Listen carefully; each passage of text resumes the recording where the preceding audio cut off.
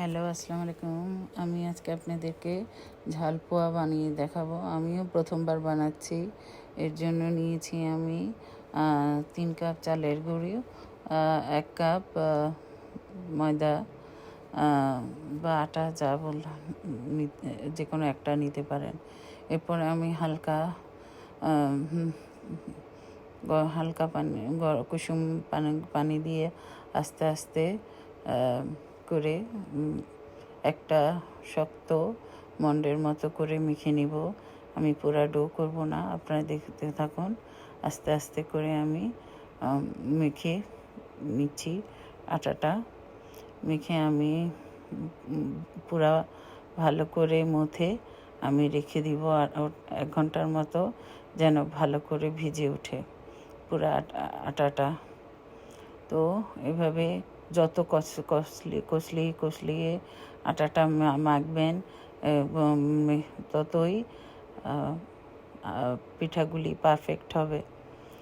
আর এভাবেই আপনারা ভালো করে হাতের সাহায্যে কষলিয়ে মাখার চেষ্টা করবেন। আমার মতে হাত দিয়েই এই কষলানোটা ভালো হয়, ভালোভাবে মিশে। এবং আপনি যখন বানাবেন পানির আন্দাজটাও আপনারা বুঝতে পারবেন, হাত দিয়ে কতটুক পরিমাণ লাগবে, এবং সেই পরিমাণই আস্তে আস্তে দিয়ে মেখে নেবেন। যা হোক, যারা দেখছেন যদি ভালো লেগে থাকে একটা লাইক করতেই পারেন, আর যদি আরেকটু বেশি ভালো লাগে প্লিজ কমেন্টস করবেন এবং অন্যের সাথে শেয়ার করবেন। যে যেখান থেকে দেখছেন আমার বন্ধুরা, আপনারা নিশ্চয়ই আমার জন্য এতটুকু করবেন আশা করি। এরপর এখানে 1 চা চামচ পরিমাণ বেকিং পাউডার দিয়ে দিবেন। দিয়ে আবার দেখুন কীভাবে কষলিয়ে একটা আঠালো ডোর মতো হয়ে গেছে। এখন আমি আবার বেকিং পাউডার দিয়ে আরও কিছুক্ষণ এভাবে ফেটিয়ে মাখবো।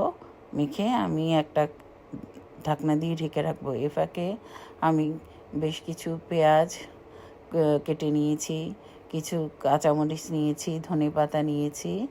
এগুলিকে আমি একসাথে করে ব্লেন্ড করে নিব। ঝালটা আপনারা যে যার পছন্দ অনুযায়ী দিতে পারেন, কারণ ঝালটা কেউ কম খায়, কেউ বেশি খায়। তো আমি মিডিয়াম ঝাল খাই, তাই আমি মিডিয়ামই দিয়েছি এখানে। এখন সবগুলো আমি একসাথে করে ব্লেন্ড করে নিচ্ছি, ভালো করে একদম পেস্ট করে নিয়েছি। দেখুন কীরকম কত মিহি হয়েছে।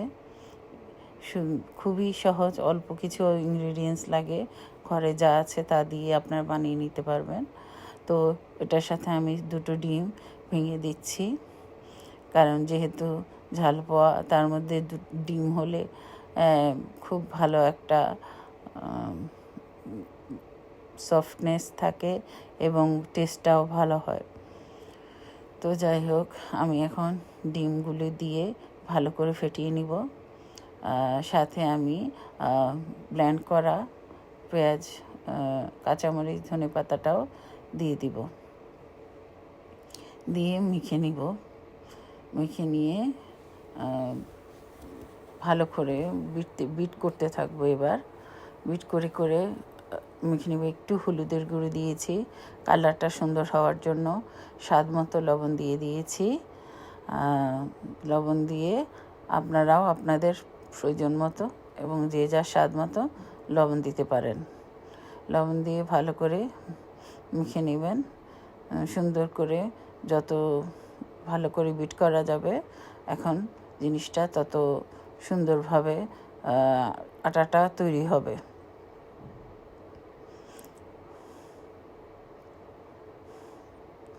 এখন আমি ওই ব্লেন্ডার মেশিন ধুয়ে, আমার এখানে একটু পানির দরকার ছিল, তো ব্লেন্ডার মেশিনটা ধুয়ে আমি পানিটুক দিয়ে দিয়েছি।